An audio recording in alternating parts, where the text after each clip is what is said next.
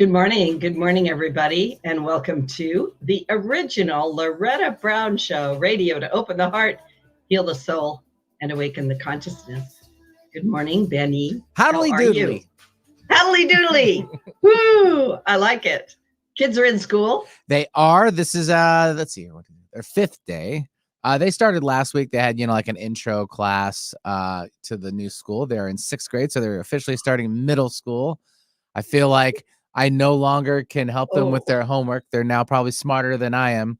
So that's not going to help me because I really want to be involved still. They are taking Spanish. I did take 3 years in high school, so I think I might have a little opportunity there, but everywhere else, nope, I'm off. I can't help with their homework anymore. So yeah.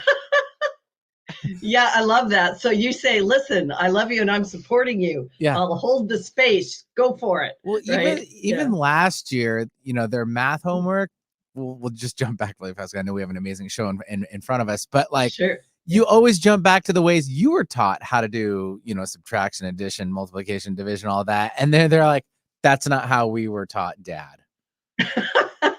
There's a totally different way. I'm like, okay, so you can still reach the same, result, the same. And but that's not how we do it. I'm like, okay, well, This is how I do it. And they're like, yeah, the answer is right, but we can't do it that way. I'm like, well, how do you do it? And then they explain it. I'm like, nope, I'm out. Yeah. So I miss those days.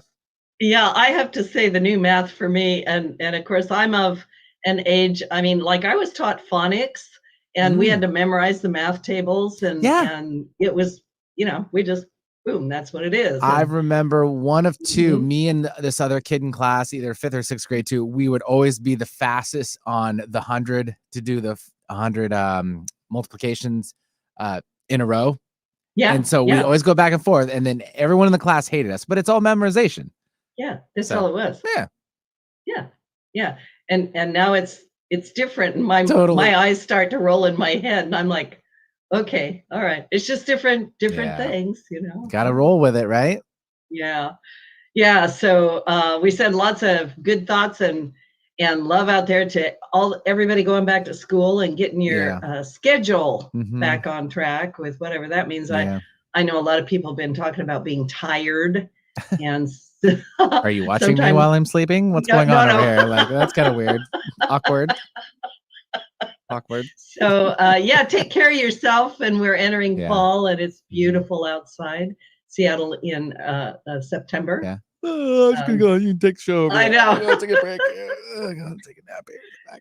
That's why we have coffee and mud water and all of these mud water to get us going in the morning. So anyway, I hope you're enjoying yourself and your family and your loved ones. And you're going to really love the show today because we're going to talk about love. Yep. Yeah, we are. We have a great guest. I'm going to launch into, I know, I love that. A little love right there. The little heart love and everybody. Yeah, thank you, Janine. We're going to do that with her too. And she's hanging in the side wing. She's in the green room. And having her little refreshment. We've stepped up our game here at the station. We have a green room now at their own place, right? Of course, yes, that's how it works. Yeah, she's practicing vocal exercises in the green room before she comes on. That's how that works. Yeah. Anyway, thanks, Janine, for going along with that. Anyway, like I said, I am Loretta Brown. I'm the owner of Reiki Oasis, located right here in the Greater Seattle area. For the last 28 years. I never quite know how much time it's been. You can find out more about that at ReikiOasis.com. And of course, I do everything from Reiki to past life regression therapy and channeling work. So reach out if any of that appeals to you. I do have a Reiki One class coming up on Saturday, which is the day after tomorrow, which will be, what is that? September 10th, I guess. I don't know what day it is. Today is September 8th, right? And if you want to come, I do have room. I have very small classes. I am teaching in person at Reiki Oasis in the classroom. And it's great fun. Reiki One, I think everybody should take Reiki One. It's just helps you get in touch with some other dimensional reality. We are more than our physical bodies. There's a lot more going on here. And as we evolve, I'm just like, God, yeah, let's do this thing, right? Let's do it. Now, as far as astrology goes, as I mentioned last week, we currently have 5 planets retrograde. The 5 are Jupiter, Saturn, Uranus, Neptune, and Pluto. And guess what? Tomorrow, yeah, September 9th, Mercury goes retrograde because it's got to join the party. And that will be Party! Woo! Right? Yeah. All right. It's a retrograde party. All right. Wouldn't you want to do a retrograde party? I mean, think about your outfit, right? What would you wear? Oh boy. Hmm. I mean, do I really want to answer that? I feel like there would just be a lot going on there. A lot. I think so too. Okay, because good. everybody be like, well, what should I? Is it the 1980s, Loretta? What is it, right? Is it 1860? What is it, right? Just mash them all together. Yeah, exactly. So if I say it like that, it was really help everybody understand that retrogrades simply mean you are going to revisit something from the past. You're going to resolve it, redo it, remember it, restructure it. You get the idea. So if there's things that you have been hanging on to that you need to let go of, 6 planet retrogrades are going to help you take a look at that and go, do I really want to take that forward with me? And actually we do. We want to move forward as unencumbered as we can, recognizing everything is for our own personal and spiritual growth. So perhaps there are conversations you need to revisit. Maybe there's relationships you need to renew or let go of or upgrade, right? Restructure. Maybe there's ideas or beliefs that are just so worn out and valid. You've been hanging on to that idea forever. Life has to be this way, blah, blah, blah. And so one of my clients said the other day, she goes, Loretta, how long am I going to hang on to this thing? And I'm like, well, I don't know. Apparently, you've hung on to it for 35 years, but you could let it go. What would happen if you let it go, right? So in short, the old ways of doing things need revamping to move forward in a new and refreshing way. Remember, this is personal. It's also global. And retrograde energy can feel a little bit sluggish. It can slow you down. It might make you feel heavier than normal.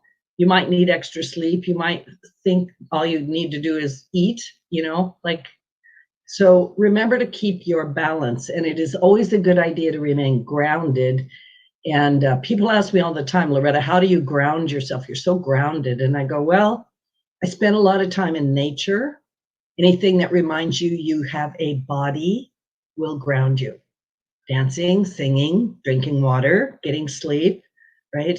These kinds of things. And if you're very, very flighty, there's this thing that says, touch 5 things, smell 5 things, whatever that is, look at things, get yourself back in your body and don't float around.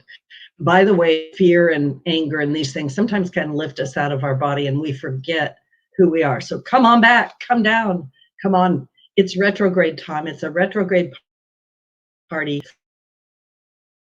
for our good.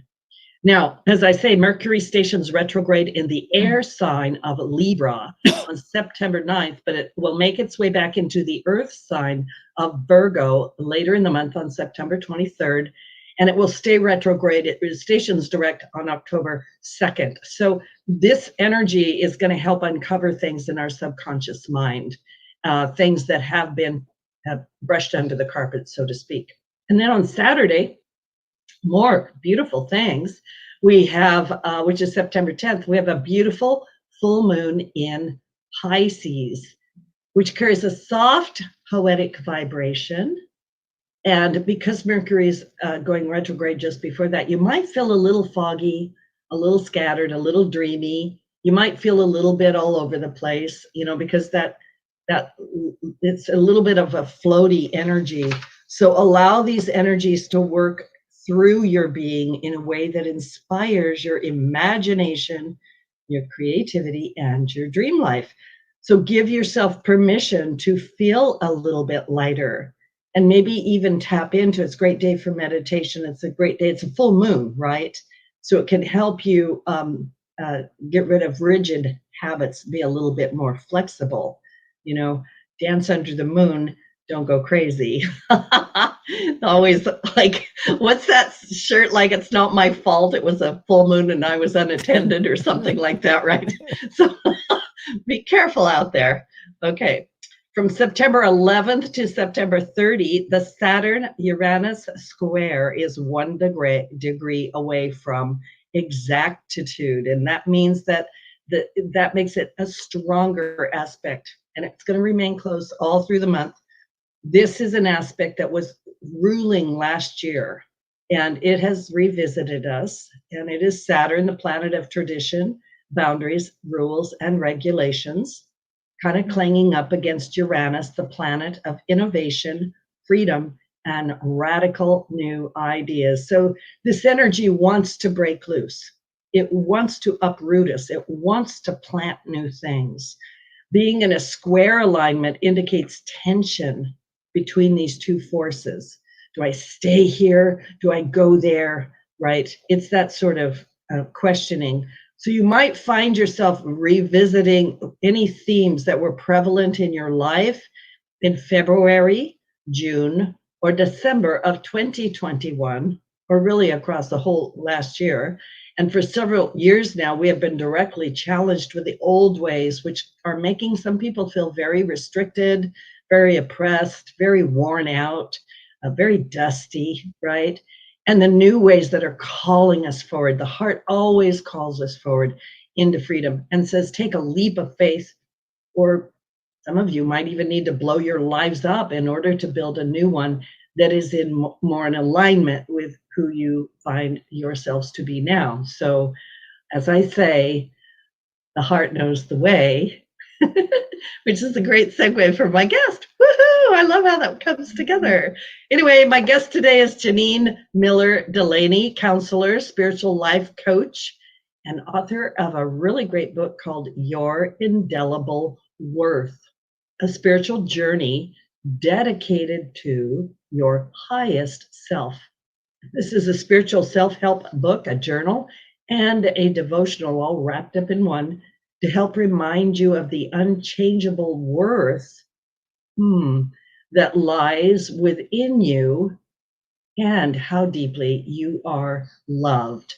Janine is a licensed professional clinical counselor, a counseling supervisor with a Master of Arts degree in counseling and her own practice in Upper Sandusky, Ohio. She has spent decades helping people from every walk of life as they journey through their life struggles, overcome obstacles, and discover their inner power. And she works with people through private counseling, life coaching, retreats, workshops, radios, speaking, interviews, articles, blogging, social media. You get the idea. She's out there. She wants to help. So welcome to the show, Janine. I'm so glad to have you here. I can't wait for you to bring your messages of love to my audience. Thank you so much, Loretta. It is such a pleasure to be here. Yes. And everything is just fitting so beautifully together. So that's exciting. Yes, it is. Like I said, the opening astrology check-in, it's just weather report of the cosmos. But people are really in this time to, kind of change their lives up. Yeah, reevaluate that retrograde concept that all just fits with us wanting to shift things and rework old stuff that isn't working. Yeah. And for those of you that are watching on YouTube, you can see that Janine has a ball of light above her head. Yes, there you go. If you put your head right there, it's coming right out of your crown chakra. Yeah. So she has arrived and she's bringing her light with her. I would love for you to tell us about your spiritual journey. How did you get to this point? You're a clinical counselor, right? And now you're doing something a little bit different, I suppose. Yes, thank you for asking that. I have been a student of A Course in Miracles for many, many, many years. And I have always had a passion for bringing spiritual concepts into the blend of therapy and healing. And so that has, led me on this journey. But there's been a bit of a challenge that I've discovered, as people are, as you mentioned in the retrograde concept, as we're trying to work through old destructive patterns and habits, we really need to be able to go to that pain and bring it to that loving, compassionate voice within, to the divine within. And what I've noticed is that so many people just don't have much of an experience of contact with that loving, compassionate voice within, with the divine within all of us. And so that has led me to dive deeper into trying to help people get to that place. But I think I might have digressed a bit or moved ahead too quickly. My own spiritual journey is deep. I've come from a faith community that's very open and affirming of all faiths and people of all walks of life. And here, probably, I wonder, there's a long backstory that goes behind this book. And I wonder if, as you're asking about my spiritual journey, if this is where I should share the backstory. Yes? Okay. So about 15 years ago, this is a story I didn't share for many years. So I feel like I'm coming out a little bit as I begin to share more openly with folks. My husband and I, we live in a small little rural town in Ohio. So it's a bit conservative for us from a faith perspective, but we like to experience our faith in different ways. And we went to, and we both were raised in Christian communities. So we went to a service the week of Easter entitled "The Stations of the Cross," and which, we were led to experience what it might have been like for Jesus in the journey with the cross. And we were walking home from that. It was an early spring day, beautiful day. And my husband had mentioned to me, what I just don't get is, why did he have to die such a painful death? Why did it have to be so horrible? And I really didn't have the answer for that. So, I was kind of quiet. I didn't know what to say to it. So we kind of moved on and probably went on to, what are we going to have for dinner or something like that. And we went home and it was a kind of a lazy afternoon. We took a nap in our bedroom. And this is the part that has been really somewhat life-changing for me. We fell asleep, and then I was awakened to a vision. And I would say I was not asleep because I was aware that he was sleeping next to me, but I felt myself to be in kind of like a trance-like state. And in the vision, I felt myself to be right there amongst the crowd watching Jesus carry the cross. And I heard the crowd and I felt it. And as I go back there, I can feel the dust. I can feel the heaviness. I can see Jesus. And I heard a voice just say to me, he had to die such a terrible death so that you would know there is nothing you could ever do to me that would keep me from loving you. And then the voice said to me 3 times, tell them how much I love them. Tell them how much I love them. Tell them how much I love them. And I was, of course, in shock at this experience. I was aware that my husband was still sleeping or still next to me. So just as I was watching this vision and hearing this voice, I just said, I have the answer to your question. And I just repeated verbatim what I was seeing and what I was hearing. And I'm not sure at what point he woke up in that. I keep asking him, what was that like for you? So, I spent days going, well, how? What do you want me to do? How do you want me to tell them how much you love them? And I, from a clinical counseling standpoint, I don't actually insert my own beliefs into those experiences. I'd like to guide people to find their own truth within themselves.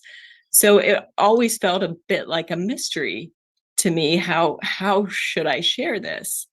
And then what we do is we fast forward about 15 years.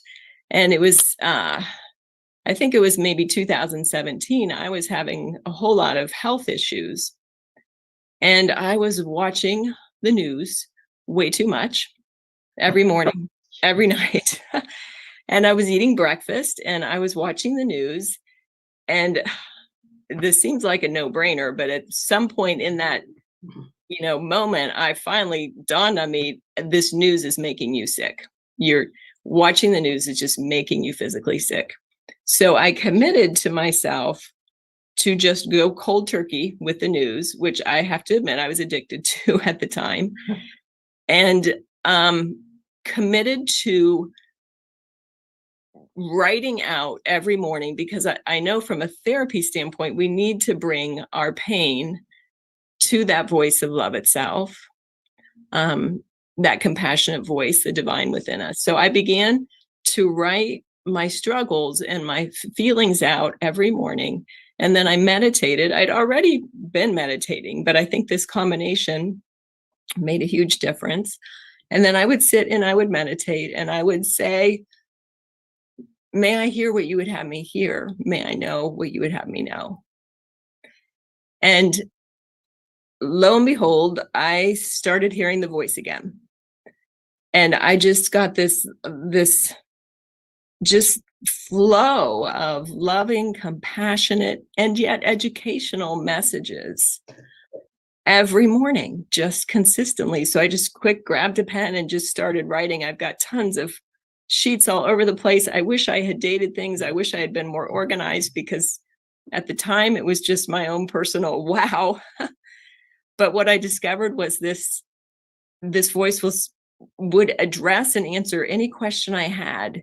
And it just was overwhelmingly beautiful. So then I realized at some point, it dawned on me, there's the answer to the question, how do I tell them how much you love them? I just hadn't listened. I hadn't taken it the next step years ago to listen to how else I was supposed to do that. So that became Your Indelible Worth. That's such a beautiful story. I thank you so much for sharing that. I wanted you to share that story because I thought when we come out of personal experience, heart knowledge, not head knowledge. Yes. Then it's potent. It's powerful. Like, how can we speak of love if we're not coming from that loving place within us? Right. Yeah.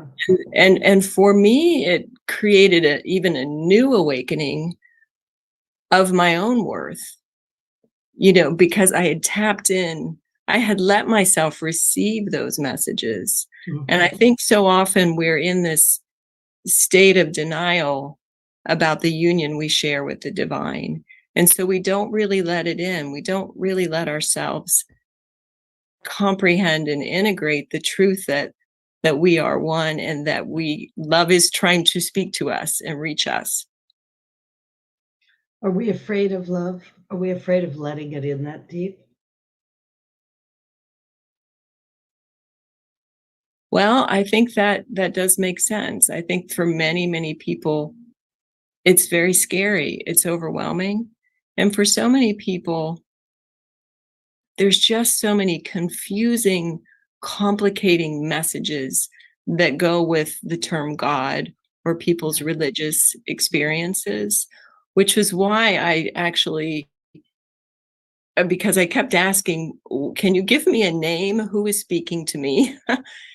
And so I kept getting, we're all one. There is no name. There might have been one moment where I heard, I am who I am. So I decided to call it love itself, because there are so many people that have experienced such kind of negative connotations with even the word God. Yes. Years ago, I was living overseas and I was finishing up my degree, right, and needed to fill in a whole bunch of just extra credit stuff, right, that had nothing to do. I was getting a degree in music, right? And so I decided to take on a study of world religions, which was a very massive task. It was a 9-credit course. And during that time, I tried on a whole bunch of religions. I was raised Christian also, and I got into the depths of things and tried them all on. And I wrote my my thesis, right, on what was it that I discovered after doing that journey. And I discovered that no matter which door I went through, I ended up in a sanctuary of love. Yeah, that's beautiful. And that God was love. It was experiential love, to the point where when I talk about it, I tear up. Yeah. Because, and I know you know what I mean, right? So I think that the world so needs this message and these messages of love. What if we came from that place rather than a hostile place? Like the planet can either be a violent, hostile place, or it could be a loving, compassionate, caring place. Yes. Yeah. So it's profound. I can feel we went deep real quick, which is beautiful. I love it. Yeah. We really did go deep real quick. And I found it to be interesting, what before I might have said coincidental, but not so, that I discovered I was making myself physically sick, just shortly before COVID hit and the world was physically sick. And one of the messages, not in the book, some of my dialogues with love itself, I didn't put in there, but was just that message that you are making your divisiveness is what is making you physically sick. Yes. Yeah. Thank you. Thank you so much for that. It's such an important point, right? The Bible says, as a man thinketh, so is he. But I was also really paying attention. You were talking about, I think, being at breakfast, and then you had this realization that you were, eating the news and it wasn't healthy, right? That didn't exactly. Like I caught that. I went, oh yeah, that's right. What am I ingesting here? What am I swallowing? Yes. Yeah. What is my constant diet, right? So the news, quite often, in my opinion, is just fear porn.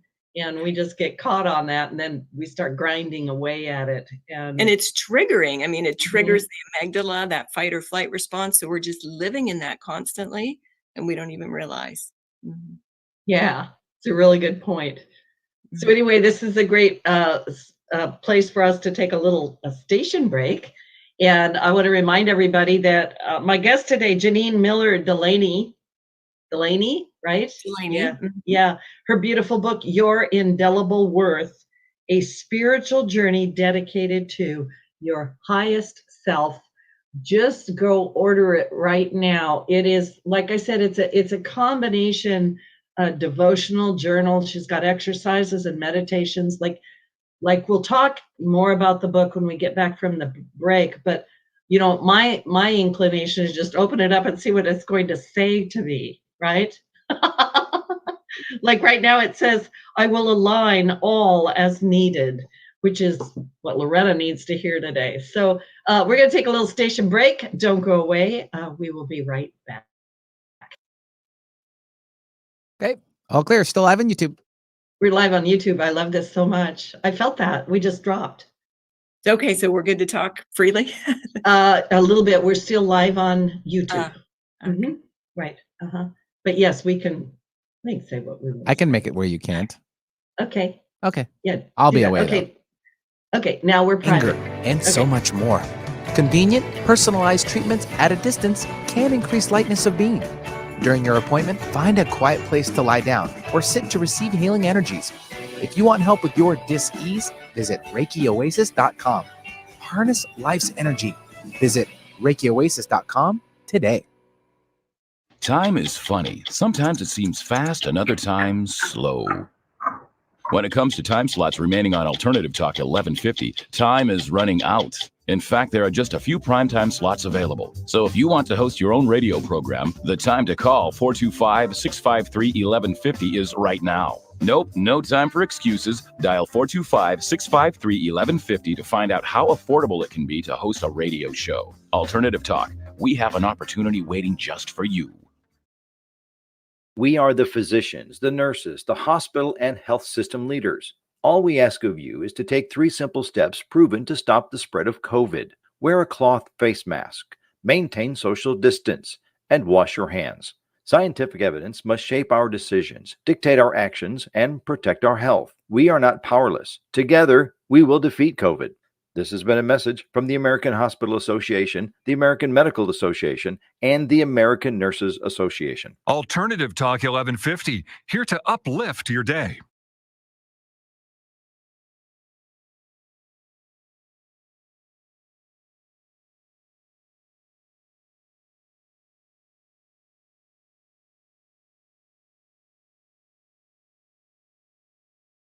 I've been searching for you. Ready to come back? Stand by. Waited for so long. Benny picks the best music. Benny, can you just come and play music at my house all the time? A 24-hour DJ on rotation. Woohoo! Yeah, I think that's a yes. When am I And going to then sleep? to my place, please. Oh, yeah, right. Well, maybe part of it could just be on a loop, right? And then you could come in and I don't know. I'm pretty sure I you can know? make that work. I got a feeling a lot of people out there just raised their hand and Yeah, said, right? yes, me too. Now I'm in such high demand. Yeah, I am a musician. I love music, and to me, it helps express so many things. So sometimes I just sit around and listen to music. That's my break. So anyway, I am Loretta Brown. My guest today, Janine Miller-Delany, Your Indelible Worth. I want to remind people these shows are archived on the KKNW 1150 archives for the original Loretta Brown show. You can download them anytime you want. We're on iTunes, Podcast One, Spotify. We're all over the place. I quite often find the shows in incredible, strange places. Like, wow, I didn't know it was there, right? And we're also 1150 KKNW YouTube. So welcome back. We're talking about love. And we're talking about your indelible worth. So I want to talk about your book. You've written your book in a very specific way. You have, well, I'll let you explain it. Like, how have you set this book up, and how do we approach it? Okay, so it felt to me like over the course of at least a year, love itself, this voice had taken me on a journey of healing and just reshaping all of my internal toxic messaging or destructive messages, and teaching me how to stay closer to that voice of love itself and let go of just so much of the destructive stuff. And what I discovered in just looking back through all those pages is of messages, it seemed to be that there were 12 core lessons that love was trying to teach me repeatedly. So I broke the book down into these 12 lessons.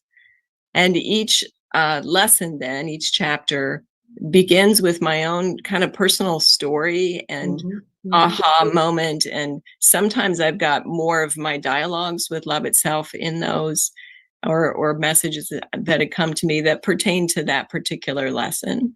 So that it opens with that. And I use quotes from A Course in Miracles and A Course of Love, because those have just been so profound for me and helping me to clear away the emotional blocks to being able to be aware of love's presence in my life. And then it goes into daily messages from love itself. So these were the direct messages that I've received, which I have to say I really believe apply to every single one of us. I don't think my struggles are different from most. And I think we are all just, overwhelmed with kind of what we call in the Course in Miracles, just the ego messaging. And actually what love itself calls that, just all of the voices of shame and judgment and shoulds and fear-based messages. So you each morning, I suggest that you first meditate so that you can let the mind be still of the ego messaging a little bit more, so that you can absorb the message that you're reading and let it soak into you. From a therapy standpoint, we need to have the felt sense of that new truth to be able to shift and let go of the old ones. So that, to me, is why it's so important to let our minds be still and really read these messages and take them in slowly, read them a couple times, read them out loud, read them with somebody else. For me, I've discovered I might pick one message and I just pick it up and read it through the whole, throughout the day.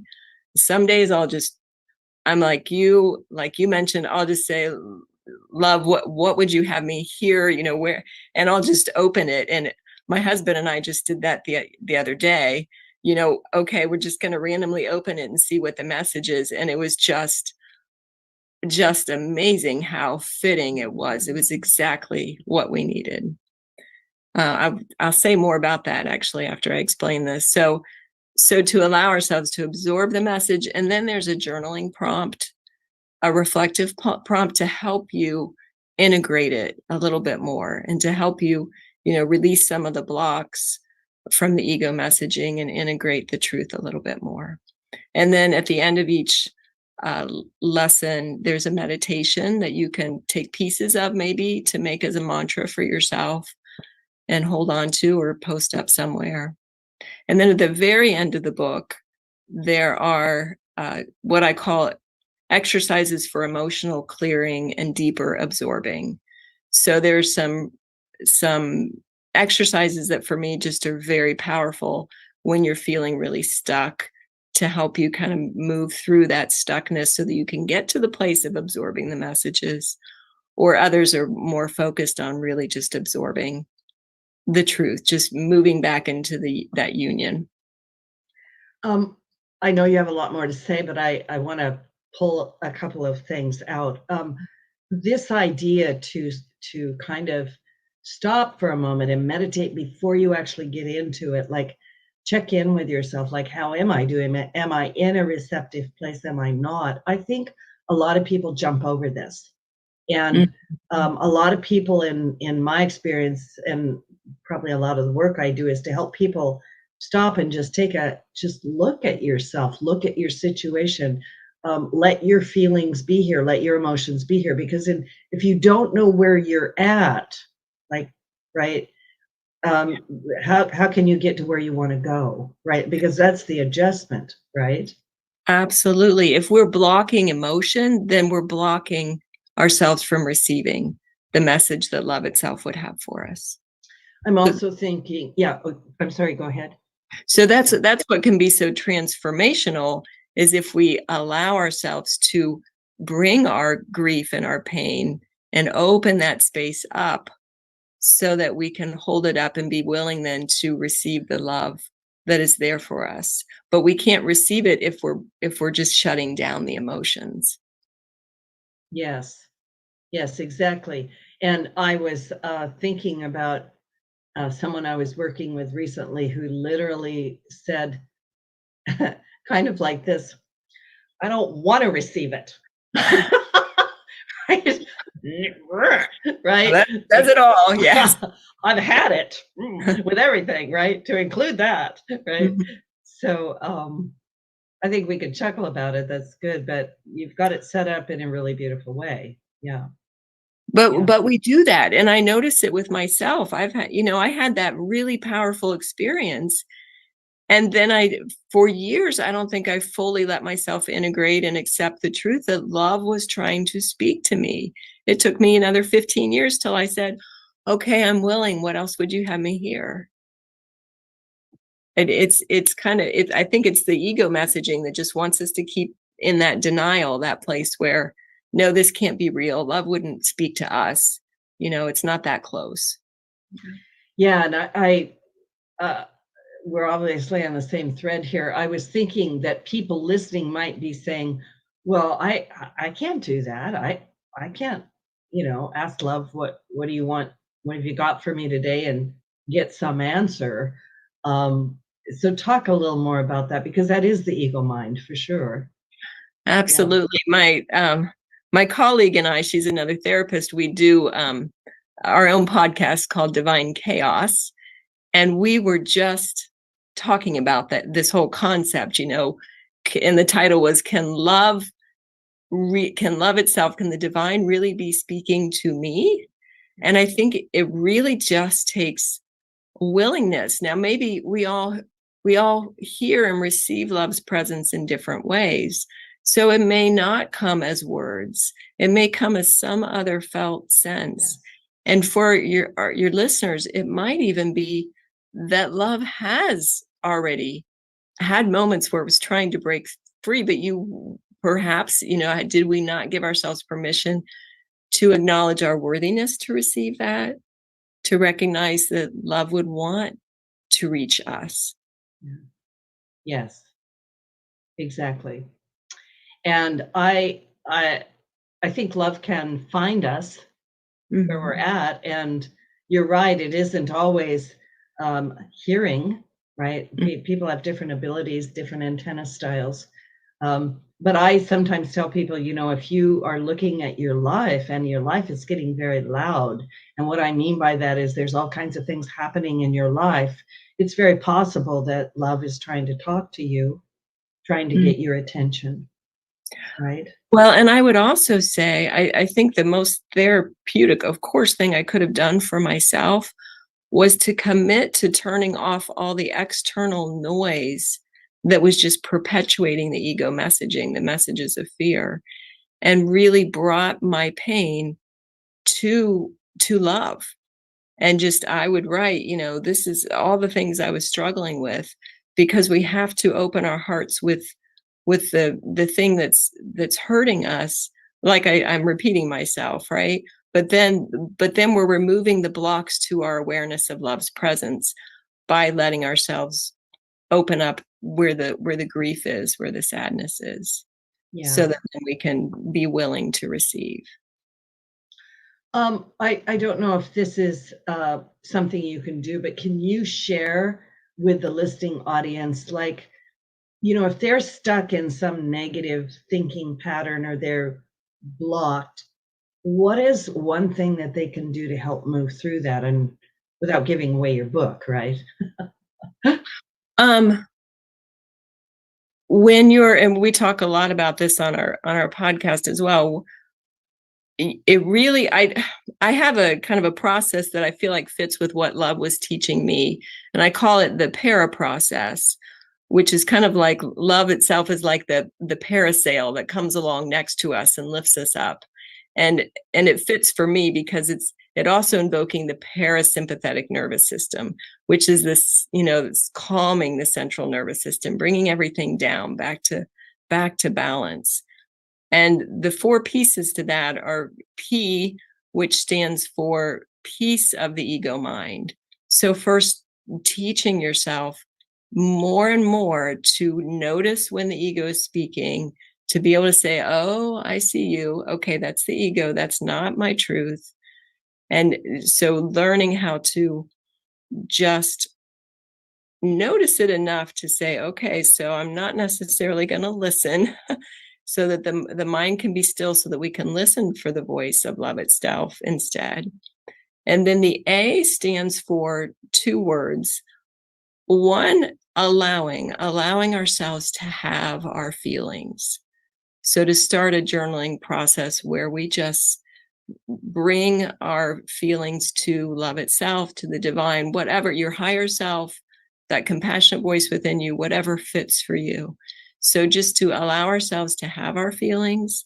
And then the second part is absorbing, to allow ourselves to then be open. And this is where I think reading these messages is kind of like a bridge until you can begin to hear the voice of compassion within you, or that voice of love itself.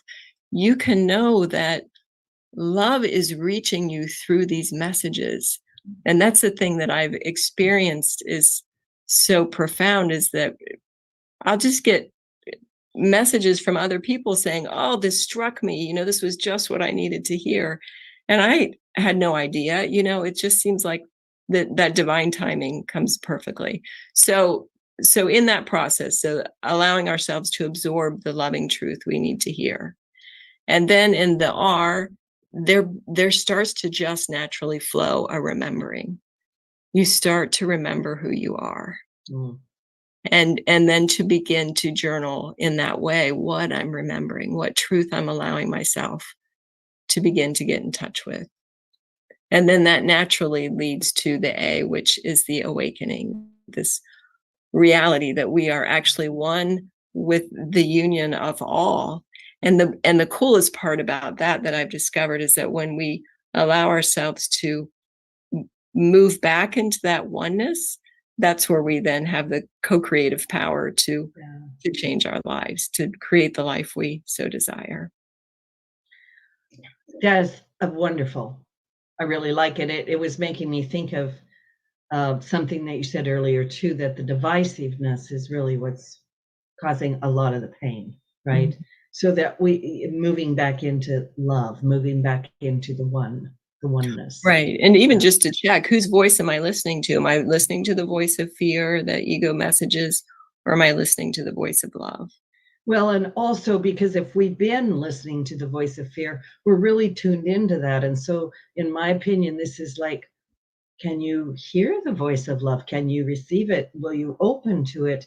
It's like someone who loves you that's come along and they've said, I love you. And you're like, what? Who's that? Mm-hmm. What's going on? Right? Yeah, you just, and sometimes you just say, talk to the hand, you know? Yeah. Like, I can't even believe it anymore, you know?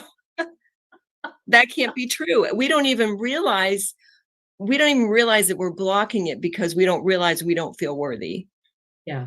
We have to get to that place of acknowledging I'm trying to let myself recognize I'm worthy. Yeah. I'm worthy of hearing you. I'm worthy of being in union with you. Yeah, I'm willing. I'm open. I'll take one tiny toe step toward you. Yes, just carefully, like, wait a minute, right? Just a baby toe in the water, you know, just in the shallow end even. So of your 12 lessons, do you have one that is the most meaningful to you or one that helped you the most? Well, there are two. Sorry. You can have two. They all help me tremendously, but thank you. I can have you can have 12. Okay, yes. Pick 12.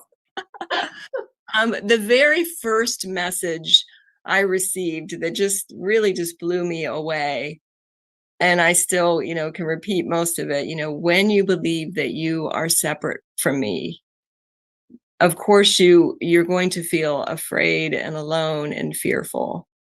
What you have forgotten, my child, is that I never left you. And just that truth that there actually is no separation. And for me, from a therapy standpoint, I come from like working the tasks of grief, and the first loss we need to allow ourselves to acknowledge is that we believed we were separate, and therefore we feel abandoned and alone and afraid. And so allowing ourselves to move out of the denial of that and come to accept that we are not separate and alone. So that one is really powerful. And it really just blends right into the second one, which is the power of our union. Because when I'm in that space, some people call it like the unified field. When I'm in that space of knowing my oneness, then I know that there is nothing lacking within me. And all flows just beautifully. And I don't have to. That I can just enjoy life. I can just be me. Yeah, I was thinking while you were talking, number one, the messages are all beautiful, but I really like those two, especially because we're coming out of a couple of years of lockdown, here in King County, we spent a lot of time in lockdown and isolation and separation. And many, many people, like I'm also a mental health counselor, right? So a lot of the things that are coming out of people are, can I go back out? Will I be okay? Or I'm not sure I want to go back out. I'm fine in my little cocoon here, right? Mm-hmm. But they're also feeling so alone. Right. Right. And that just perpetuates even more fear and isolation. Yeah. Yeah. So we need to be able to connect to the divine, the voice of love within us, and through each other, which I think is what your show is offering, that sense of connection. Yeah, definitely. And I think it's really helpful for people to also know, like you said something earlier, we're all human. We're all going through the human experience. And I don't remember who it said, it might be Ram Dass. We're all just walking each other back home, right? Yeah, we really, really are. Yeah. And I think, when we're younger, we kind of get caught up in the ego messaging and trying to earn our worth and feeling like we need to be, somebody better than we already are. Somebody need to reinvent ourselves. And then as we get on in years, we start to realize, oh, that was all wrong. I already am who I was meant to be. I don't need to work so hard. I'm allowed to just be me. Yeah. Yeah. And I think that's the awakening that happens within Your Indelible Worth, within this journey, is this realization that I am already the light that I was meant to be. I don't need to be somebody different than I am. When people realize this, and that's a broad stroke, how does that change their life?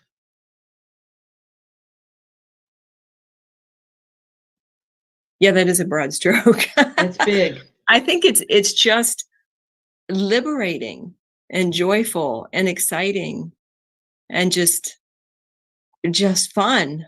You get to return back, which is another lesson, just to return back into your natural state, like your childlike state, where you get to just enjoy life and stop worrying so much. You get to trust. You get to be free to be who you really are.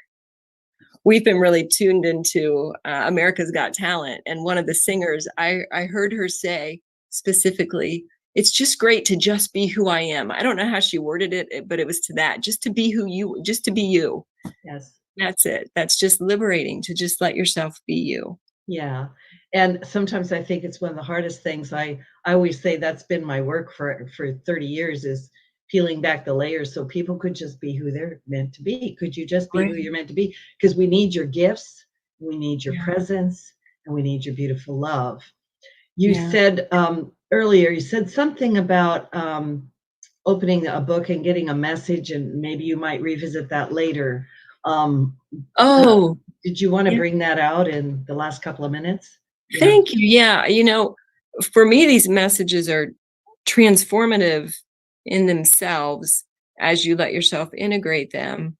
But the other aha I just had was just remembering how many people have come to me. Like when I first was receiving these messages, I had a life coach who I was working with because I was needing to move through the blocks that kept me from writing the book, right?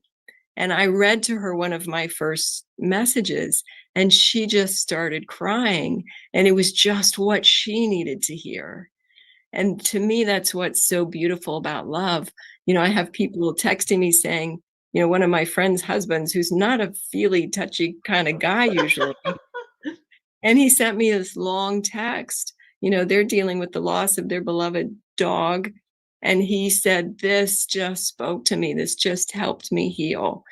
And it's just, I think that's just what's so beautiful, is that love itself is still speaking to each person in the way that we need to receive it. And so, if you're not to be able to open these messages at any point and just say, okay, what is it you need? I need to hear. What would you say to me? I think that just happens time and time again. Love just nails it. This is what you need to hear. And it's just right there. Yeah, it's exactly right. Mm-hmm. So we're down to like our last minute. Where can they find you, and any last message? Real Thank you. quickly. Mhm. Yeah, so I have a website called theheartsway.org. All just one word, theheartsway.org. And I'm on Facebook. It's at Heartsway Official. And you can find us also on our podcast, Divine Chaos, Spiritual Awakenings, Psychotherapy, and the Jacked Up Journey of Our Life.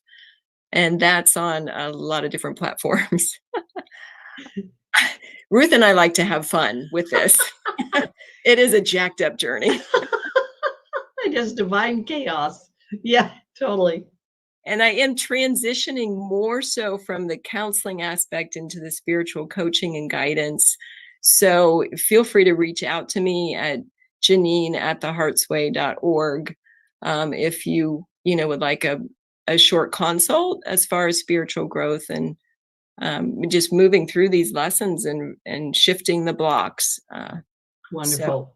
I want to let the listening audience know too that you have great meditation. So Janine Miller-Delany, Your Indelible Worth, thank you so much for being on our show. And to everybody listening, have fun this week. Enjoy the moon. Marvelous night for a moon dance.